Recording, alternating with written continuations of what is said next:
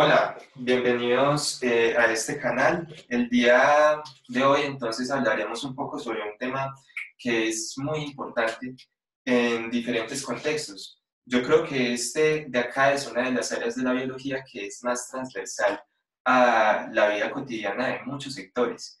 ¿Por qué razón? Pues bueno, acá también se incluye un poco el tema de virus, o sea, hablamos de virus en otro video, porque tienen una biología que es bastante especial, son organismos sin células y esos. Pero en general hacen parte de un conjunto de seres que son estudiados por una subdisciplina de la biología que se llama la microbiología.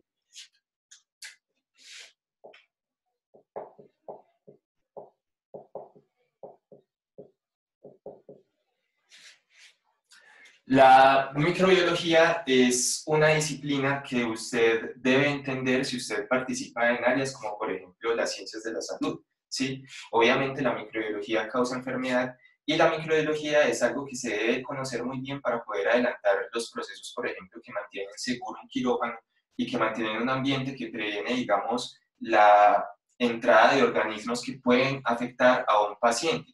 Eso es algo que también aplica obviamente en veterinaria, en un escenario en el cual se hacen cirugías sobre animales, sobre organismos multicelulares, ¿no? Que pueden verse severamente afectados, por ejemplo, por los microorganismos. Usted debe conocer microbiología, por ejemplo, si se dedica a la producción agrícola. En la producción agrícola los microorganismos son importantes por dos razones. Hay muchos que causan pérdidas y graves daños a los productores de las plantas. Hay hongos, por ejemplo, que causan mucha afectación en los cultivos y cosas así.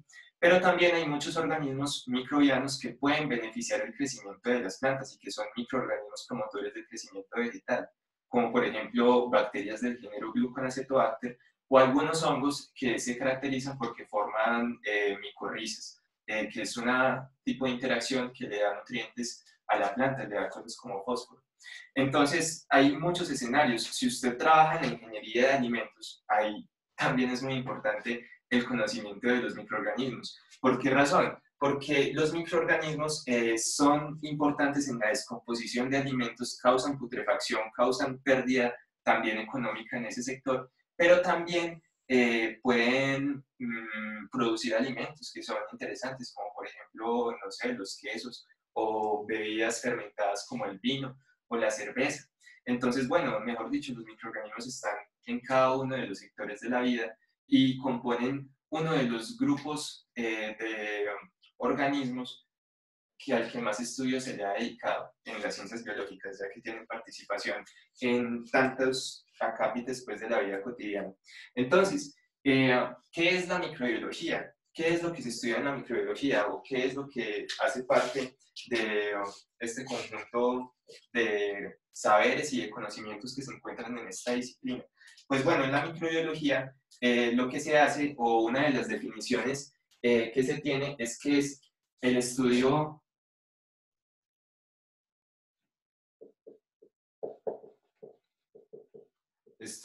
de organismos muy pequeños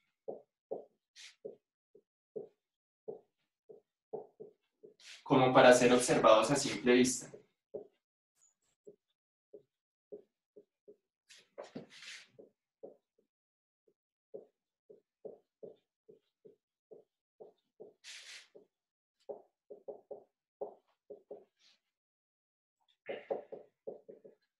¿Listo? Esa es una de las definiciones que vamos a encontrar de microbiología. Organismos es una disciplina, es un área de las ciencias biológicas que se dedica al estudio de organismos que son bastante pequeños. Eh, ¿Qué es lo menos que podemos ver como humanos? Pues bueno, los humanos que tienen la mejor vista, la vista más aguda, pues lo mejor pues en 2020, digamos, son capaces de distinguir objetos que están separados por una distancia de 0,2 milímetros, ¿sí? 0,2 milímetros. Eso significa entonces que para una persona que tenga una visión perfecta, si dos puntos se encuentran separados, si dos objetos están separados por menos de esta distancia, no podremos reconocerlo el uno del otro, no podemos separarlo, lo cual se llama resolución. ¿Qué resolución es la capacidad de distinguir entre dos puntos separados por una mínima distancia, que es la distancia de resolución, 0,2 milímetros? Si algo es más pequeño que eso, no lo vemos. Entonces, esto básicamente nos pone en una posición en la cual estudiamos todo ese conjunto de vida que se encuentra ahí. ¿Qué vamos a encontrar incluido dentro de esa definición? Vamos a encontrar organismos como por ejemplo las bacterias, ¿sí? Que vamos a dibujar unas bacterias típicas por acá, con esta morfología celular, que esta forma así esférica se llama coco y esta forma alargada se llama bacilo. Un coco típico, como por ejemplo el coco de Streptococcus pyogenes,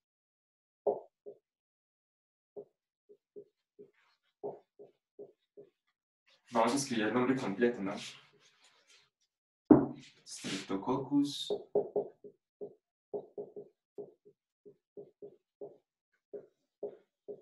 pyogenes.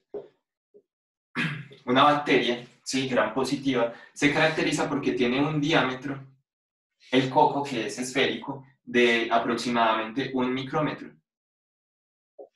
Mientras que una bacteria como por ejemplo Escherichia coli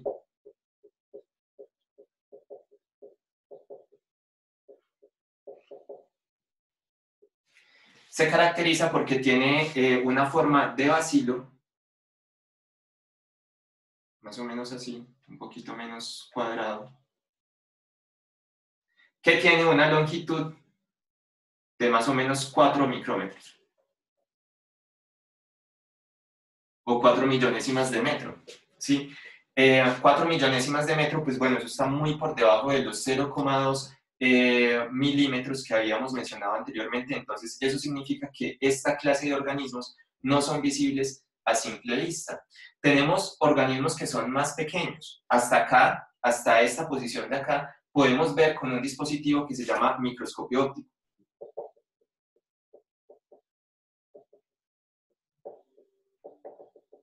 Y eso significa entonces que el microscopio óptico es un instrumento que nos sirve para estudiar muchas bacterias. El problema es que hay bacterias más pequeñas, ¿sí? Hay algunas que son incluso más chiquitas que eso, y llegamos incluso hasta un elemento que se encuentra incluido dentro del grupo de estudio de la microbiología, que son los virus, que los virus son mucho más pequeños que un micrómetro. Llegamos incluso al tamaño de los nanómetros. El coronavirus, creo, si no me equivoco, que tiene un diámetro de entre 70 y 90 nanómetros. Eso está muy pequeño. Entonces, los seres que se encuentran por debajo de estos tamaños, pues los vamos a estudiar con otro tipo de microscopio, que no es el microscopio óptico, sino el microscopio electrónico.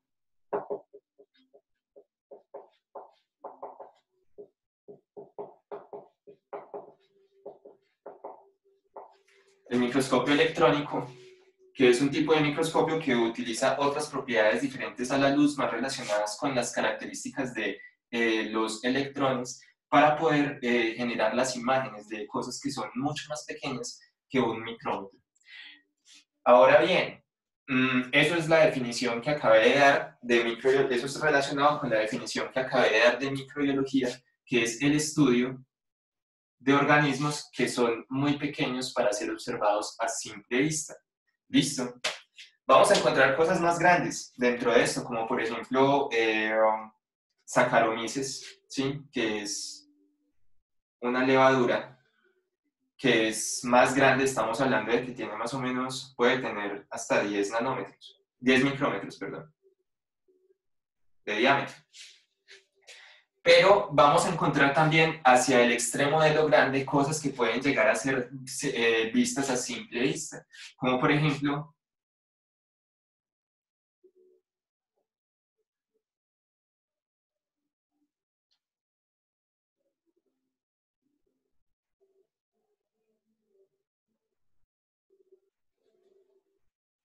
un hongo,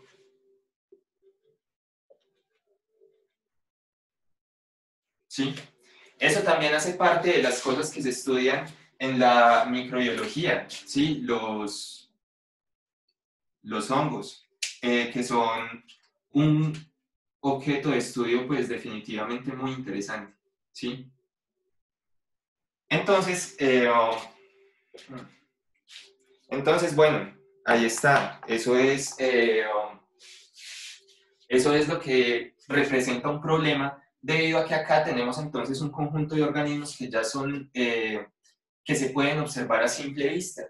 Tenemos incluso cosas que son bastante grandes y que pueden observarse también a simple vista, como por ejemplo algunas bacterias oceánicas, como por ejemplo, borraré por acá para mencionar las excepciones.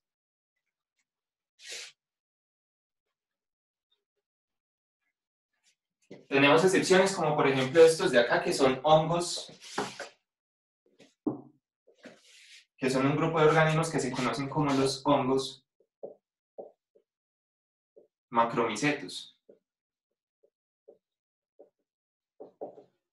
que son los que forman esas setas que son tan características, las que uno reconoce cuando, por ejemplo, va a un parque y encuentra estas sombrillas así creciendo. Esto se llama cuerpo fructífero y es la estructura reproductiva del hongo que se ha encontrado viviendo casi todo el año ahí en el suelo del bosque, ¿listo? O del parque o de donde sea que lo estemos observando. Esos son hongos macromicetos. Esta es una estructura reproductiva solamente que se llama carpóforo.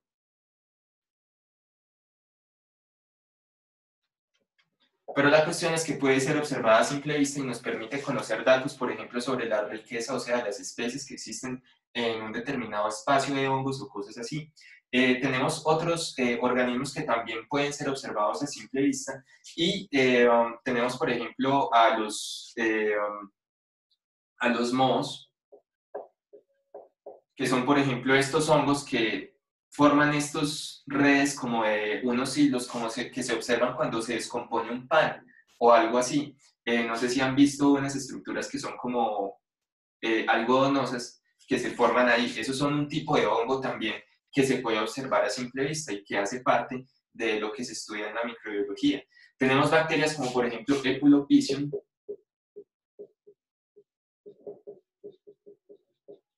si se escribe así.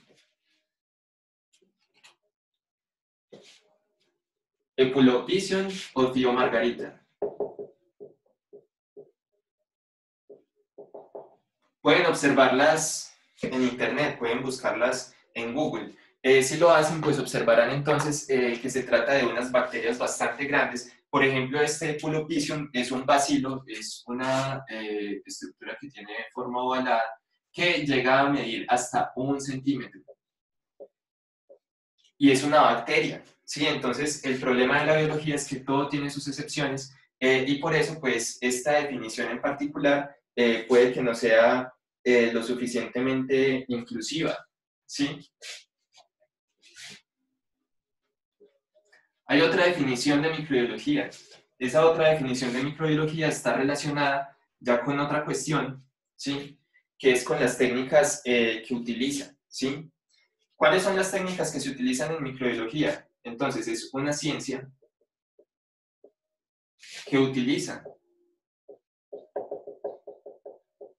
técnicas como el aislamiento de microorganismos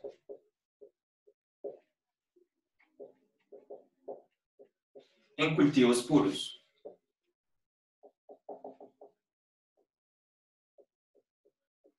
Y que depende de la microscopía.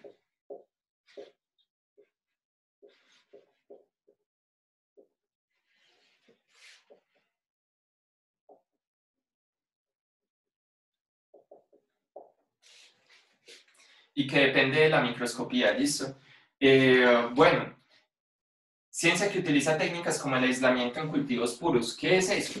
Pues bueno, supongamos, por ejemplo, que usted está trabajando sobre...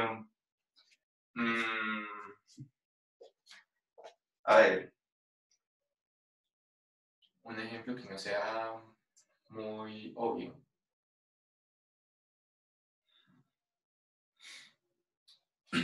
Supongamos que usted quiere desarrollar un conservante para prevenir que se descompongan las empanadas que se conservan en una empresa. ¿Sí? Supongamos pues que hay una empresa de empanadas, un alimento muy típico latinoamericano. Entonces, En esa empresa que produce empanadas al por mayor, pues quieren encontrar una forma de prevenir que se descomponga la empanada demasiado rápido. Entonces, para poder hacer eso, lo primero que es necesario conocer es cuáles son los microorganismos que descomponen esa empanada, cuáles son los microbios que descomponen ese material. Entonces, cuando usted tiene esa pregunta, ¿usted qué va a hacer para resolver esa pregunta? Pues usted va a tomar una empanada y va a proceder a aislar los microorganismos que se encuentran ahí. Supongamos que esta acá, que se encuentra en rojo, es la empanada que queremos salvar de la descomposición.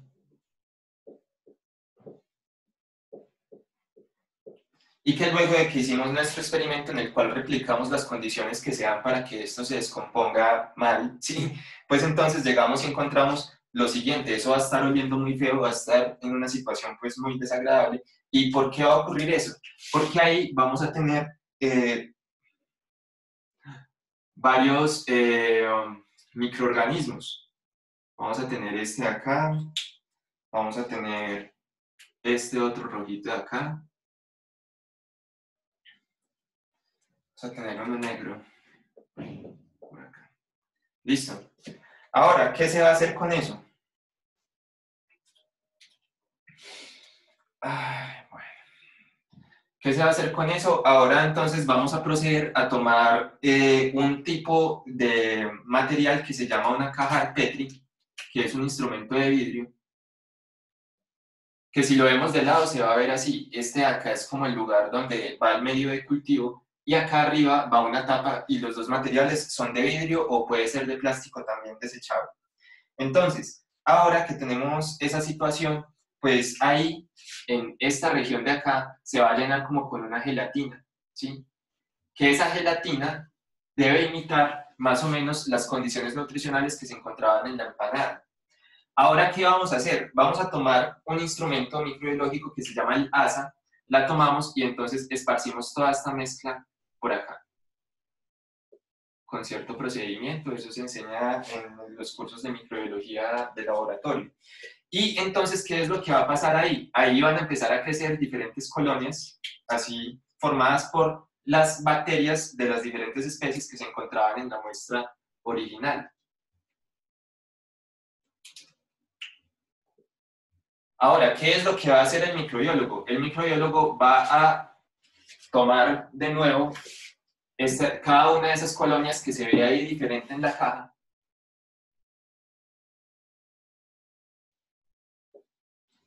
va a tomar, digamos, esta, repite el procedimiento, y entonces ahí ya solamente en lo que crece debería verse aislada la colonia que se vio acá en este ejemplo del color verde.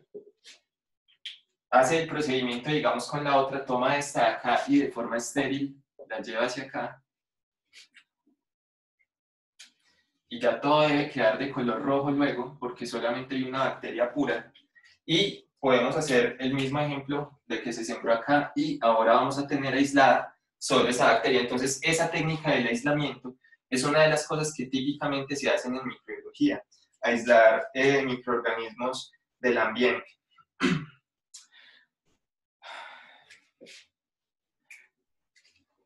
Una cosa que debe incluir también esta definición, que es metodológica de cuáles son las técnicas, incluye que también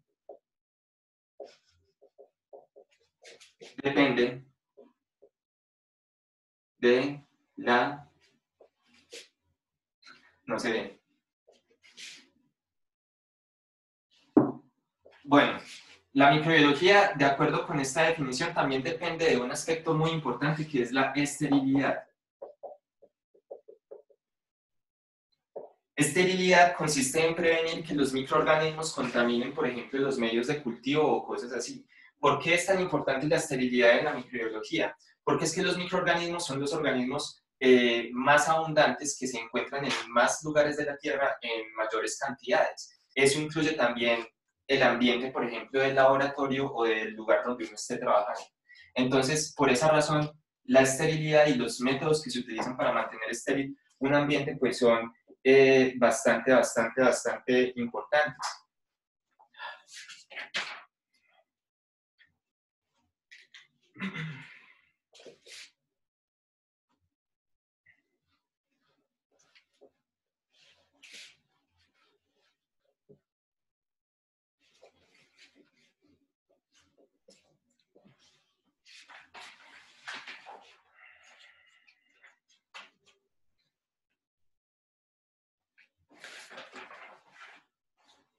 Bueno, muy bien.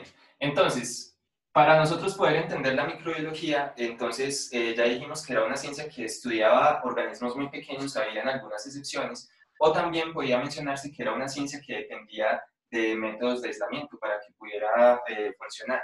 En términos más generales, definamos a la microbiología como una ciencia que estudia a organismos muy simples.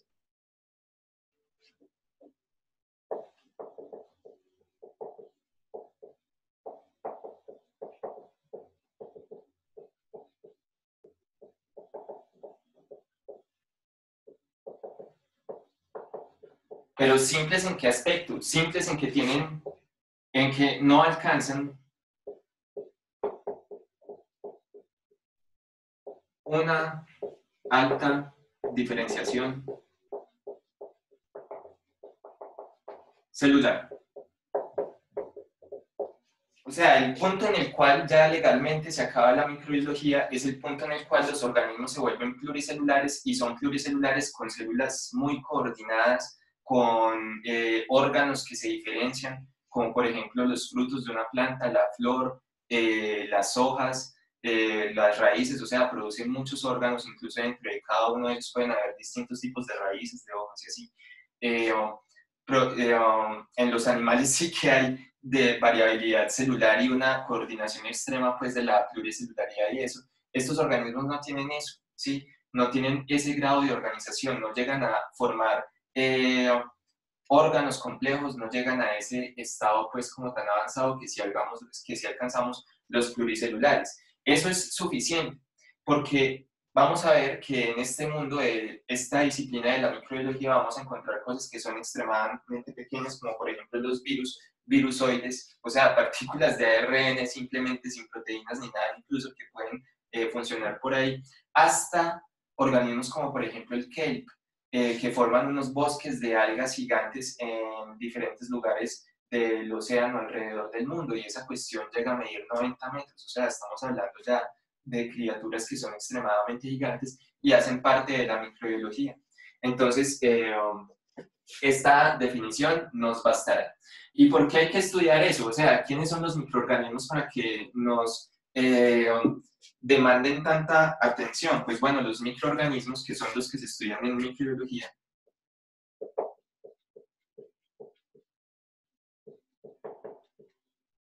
estos organismos tan simples que no llegan a tener órganos diferenciados, van a tener distintas características. La primera característica de ellos que podemos mencionar es que son extremadamente abundantes. ¿Cómo abundantes? Pues bueno, ellos los vamos a encontrar conteniendo el 50% del carbono. O sea, de toda la materia viva que se encuentra en la Tierra, de todos los seres vivos que existimos en el planeta Tierra, el 50% de los átomos de carbono que componen esa biomasa están presentes en los microorganismos, y eso es muy importante. Eso es extremadamente importante porque el carbono es el principal átomo de las biomoléculas, y eso significa que casi todas las biomoléculas están contenidas ahí, la mitad. Pero quizás igual o quizás más importante puede ser el 90% del nitrógeno biológico, del nitrógeno que se encuentra en la biosfera, se encuentra contenido en los microorganismos. ¿Y eso por qué es importante? Porque es que el nitrógeno es un componente fundamental de las proteínas. Y entonces eso significa que la mayor parte de las proteínas que existen en el planeta se encuentran también contenidas en los microorganismos, y eso nos habla de diversidad metabólica.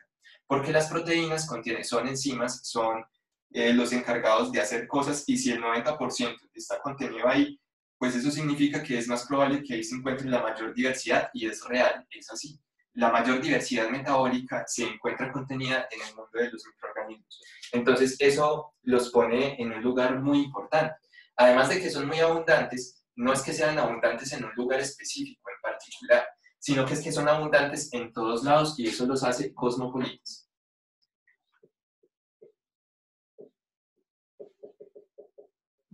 Cosmopolitas son aquellos organismos que se encuentran en todos los lugares de la Tierra.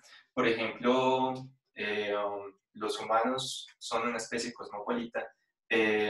Muchas especies asociadas a los humanos son cosmopolitas, considerando pues la corteza terrestre, ¿no? Hablo de los continentes, ¿sí? Y de la tierra firme. Los microorganismos son cosmopolitas y son cosmopolitas de una forma impresionante. Se encuentran en todos lados. Estamos hablando de que usted los va a encontrar en lugares como por ejemplo el fondo de los océanos, en ventos hidrotermales allá en el fondo del océano, en volcanes submarinos ahí echando humo, en altas temperaturas, a altas presiones, va a poder encontrar usted microorganismos. Va a poder encontrar microorganismos en el hielo de la Antártida. O sea, ya usted llega y donde aparentemente no hay ningún rastro de vida ni nada, esa es la única cosa que se va a poder encontrar ahí. Va a encontrar microorganismos en cada rincón de las estructuras de un organismo pluricelular.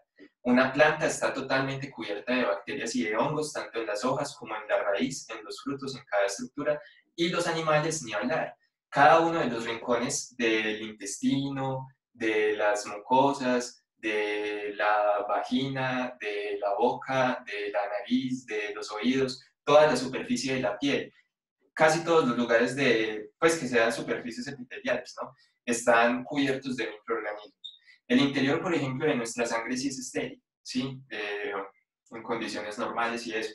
Pero en general los distintos rincones del cuerpo se encuentran colonizados por una gran cantidad de seres vivos, entonces los vamos a encontrar en todos lados. Y como se encuentran en todos lados, son cosmopolitas y son tan abundantes, pues ellos entonces van a tener una gran funcionalidad ecológica.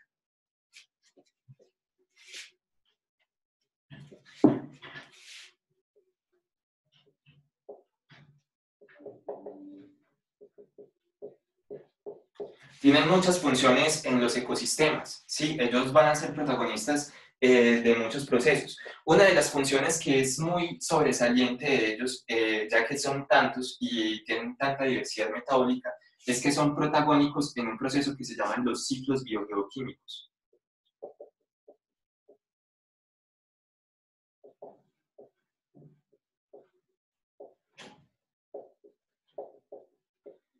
Los ciclos biogeoquímicos son la circulación de elementos importantes por la atmósfera, como por ejemplo el nitrógeno, el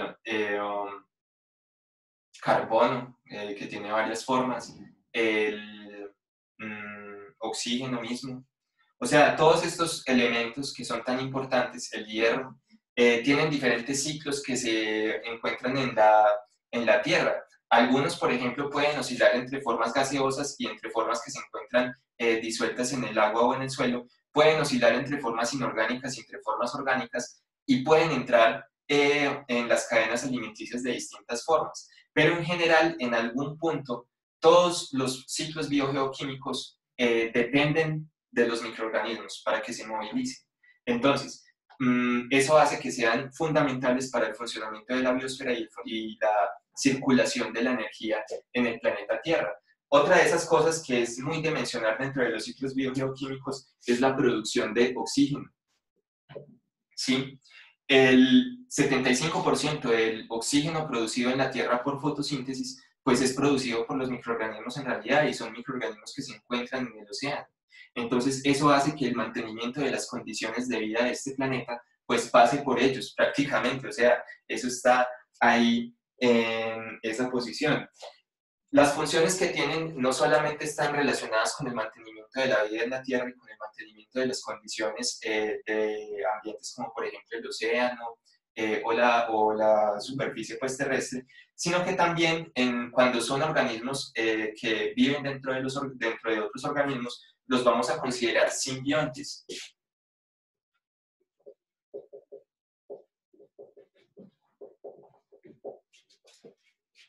que sim significa junto y bio significa vida, eso es como de vivir juntos, ¿sí? Son organismos que viven juntos y cuando viven juntos empiezan a desarrollar interacciones que generalmente pueden desembocar o intercambiar, incluso en algunas situaciones, entre una condición que se llama el mutualismo, que es vivir juntos y que a los dos nos vaya bien, o el parasitismo, que es vivir juntos y uno le va muy mal, incluso puede morirse, mientras que el otro le va muy bien, ¿sí? Estos organismos que son mutualistas los encontramos, por ejemplo, en los humanos, en el intestino. Nosotros tenemos bacterias en el intestino que se encargan de producir cosas como, por ejemplo, las vitaminas B o la vitamina K. Vamos a encontrar hongos que son mutualistas, ¿sí? Como, por ejemplo, las micorrizas, que se encargan de vivir en simbiosis con las plantas. A las plantas le dan fósforo a cambio de que las micorrizas arbusculares, a las plantas le dan fósforo a cambio de que las plantas les den lípidos y carbohidratos. Entonces esa es una forma de vida. Pero por otro lado, en el parasitismo, ahí vamos a encontrar a los microorganismos más célebres, pues porque los malos siempre hacen más bulla, o sea, eso aplica en todo lado, ¿sí? Los que causan enfermedad, pues son los que han sido más estudiados. Por ejemplo, ahí tenemos a los virus, tenemos a muchísimas bacterias que causan enfermedad, como por ejemplo Yersinia pestis, la peste negra, Escherichia coli, causa enfermedad gastrointestinal, causa cistitis. Tenemos listeria monocitógena, es agente causante de la listeriosis, treponema pallidum, sífilis, o sea, ahí tenemos una lista inmensa y la verdad es que esos microorganismos han sido los que han sido el principal motor para el desarrollo de la microbiología. Como la enfermedad pues es una de las cosas que más nos afecta directamente a las personas, eso ha demandado mucha ciencia y esa ciencia ha sido uno de los principales motores para el avance de la microbiología como una ciencia biológica. Entonces, una interacción muy importante.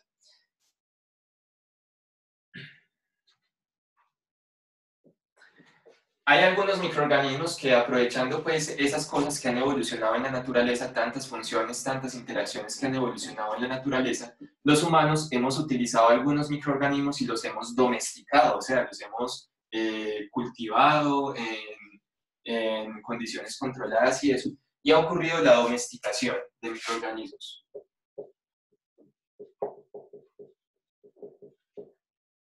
Esa domesticación entonces ha llevado a una disciplina que está fundamentada totalmente, prácticamente es la base. La microbiología ha desarrollado la biotecnología.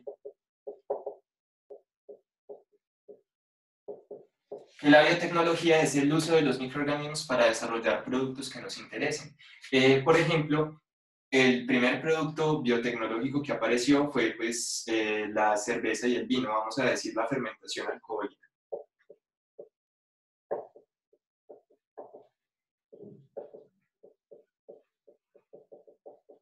Que los sumerios por allá en el 6000 a.C. son de los primeros que se tiene información que hayan producido alcoholes. Y eso se logra gracias a la actividad de un hongo que se llama Saccharomyces cerevisiae que produce fermentación. Ese hongo también se utiliza, por ejemplo, para hacer la fermentación del pan, ¿sí? Para que el pan se fermente y se eleve, ¿sí? O sea, el pan se eleva porque es una mezcla de harina, que es un carbohidrato importante, y eso se mezcla con levadura y con agua, y entonces eso se empieza a amasar y amasar y amasar para que se mezcle y se active la levadura, y la levadura lo que hace es consumir esa azúcar, esos almidones que se encuentran ahí en la harina. Con eso hace fermentación, hace glicólisis, y esa glicólisis, como no es completa, produce mucho dióxido de carbono. Como no va hacia ciclo de Krebs pues, y hacia cadena transportadora de electrones, produce mucho dióxido de carbono, que ese dióxido de carbono entonces es lo que hace que se esponje el pan y se eleve la masa. Entonces eso es algo muy antiguo que se logra gracias a la biotecnología y al conocimiento y al manejo de los microorganismos. Más en tiempos modernos tenemos, por ejemplo, el uso de la biotecnología y de microorganismos para la producción de antibióticos, de vacunas,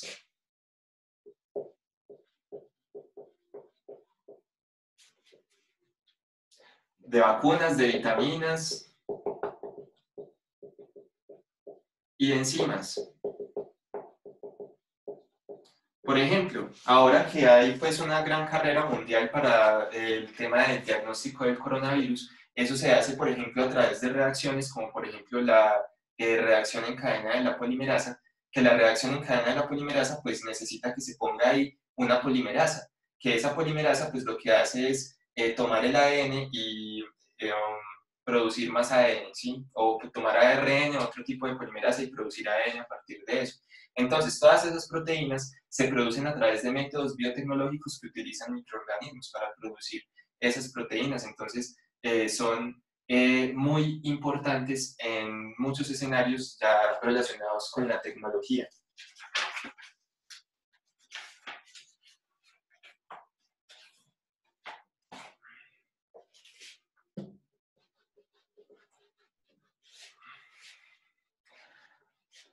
Ahora, ya hablamos de qué es la microbiología, que es una ciencia que estudia microorganismos, que los microorganismos son seres de organización muy simples, no llegan a desarrollar órganos, no llegan a desarrollar tejidos así muy raros, pues como si lo hacen las plantas y los animales. Podríamos decir casi que los únicos seres vivos en la Tierra que no son microorganismos, los únicos seres vivos de la Tierra que no son microorganismos son las plantas y los animales, que son pluricelulares complejos. De resto, todos los seres vivos de la Tierra son microorganismos. Es así de simple esa cuestión, cuando uno considera pues esa definición que les acabé de dar. Ahora, como casi todos los seres vivos de la Tierra son microorganismos, menos las plantas y los animales, pues entonces eso significa que esto es súper diverso. O sea, acá vamos a encontrar una cantidad de cosas impresionantes. O sea, dedicamos un video anterior solamente a hablar de los virus, que es un grupo muy grande. Ahora, cuando uno habla de la diversidad, ya incluyendo los virus acá, junto con todo lo otro que hay, pues ahí sí uno prácticamente se enloquece. Acá, en esta discusión de diversidad de los microorganismos, vamos a excluir a los virus, porque como ellos son organismos sin células, tienen una clasificación que es totalmente distinta, que no se corresponde con la que encontramos en los microorganismos, en los microorganismos celulares. Vamos a considerar solo los microorganismos celulares y vamos a encontrar entonces que en ellos ya de primerazo vamos a encontrar los dos tipos de células que hay en la naturaleza, que es la célula procariota y la célula eucariota. Además de eso, vamos a encontrar que dentro solamente de la célula procariota vamos a encontrar dos grupos, a su vez, que son el de las células que son las bacterias y las arqueas. Pero antes de llegar a esto, pues hubiera estado mejor hablar antes de eso sobre cuál era la clasificación que normalmente se tenía de esto. Hasta la década del 70, pues después de haber pasado incluso por varias ideas, pues se tenía un concepto, ¿sí? Ese concepto era que el mundo de los seres vivos se dividía entonces en 5 grupos, que eran el monomer, el protista, fungi, planta y animales. Y eso era la propuesta de los 5 reinos. ¿Sí? 5 reinos. Cuando hablábamos de microbiología en aquellos tiempos, entonces hablábamos de que nos concentrábamos en estos 3 grupos de aquí. Ahora, empezó a haber evidencia originada, por ejemplo, en cosas como la microscopía electrónica, que empezó a mostrar aspectos estructurales de los organismos. Ocurrieron avances en la química analítica que permitieron conocer más a fondo la composición, cómo era la bioquímica y cómo eran las reacciones bioquímicas, o sea, el metabolismo de cada uno de los organismos. Y sobre todo, un señor que se llama Carl Woese empezó a utilizar la comparación de las secuencias del ARN ribosomal para clasificar a los organismos. Eso fue un logro importante, porque es que el ARN ribosomal tiene una cuestión, los ribosomas se conforman de ARN, son los que hacen que funcione, ¿cierto? Entonces, cuando usted analiza secuencias de ARN ribosomal, usted toma nucleótidos que son fáciles de secuenciar y cuando lo secuencia, directamente está viendo un efecto en el fenotipo, o sea, directamente está viendo cómo funcionan los organismos, lo cual hace que sea interesante. Todos los organismos tenemos ribosomas, y eso significa entonces que los ribosomas pueden ser comparados entre todos los organismos de la Tierra, diferente de si usted utiliza otras estructuras, como por ejemplo la mitocondria. La mitocondria a usted solo le serviría para comparar eucariotas. El cloroplasto solo sirve para un tipo de eucariotas. La pared celular de las bacterias, pues bueno, solo la tienen las bacterias, ¿no? Entonces, eso hace que sea importante eso de haber considerado esta situación. Ahora, de Carl Woese pasamos de esta idea inicial, que era que existían 5 grupos naturales, a otra, pues principales, a otra idea que es aceptada ya por la mayoría de los microbiólogos de la Tierra, que es la idea de los 3 dominios, que dice que los seres vivos de la Tierra se dividen en arquea,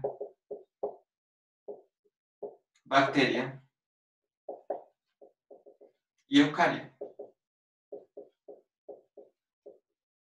Que hay organismos dentro de cada uno de estos 3 que deben ser estudiados dentro de la microbiología con las técnicas de la microbiología. Bueno, entonces, ¿qué es lo que vamos a hacer a continuación en el próximo video? Vamos a hacer una pequeña mención de estos 3 tipos de organismos, de cómo es su estructura, para conocerlos pues mejor. Gracias.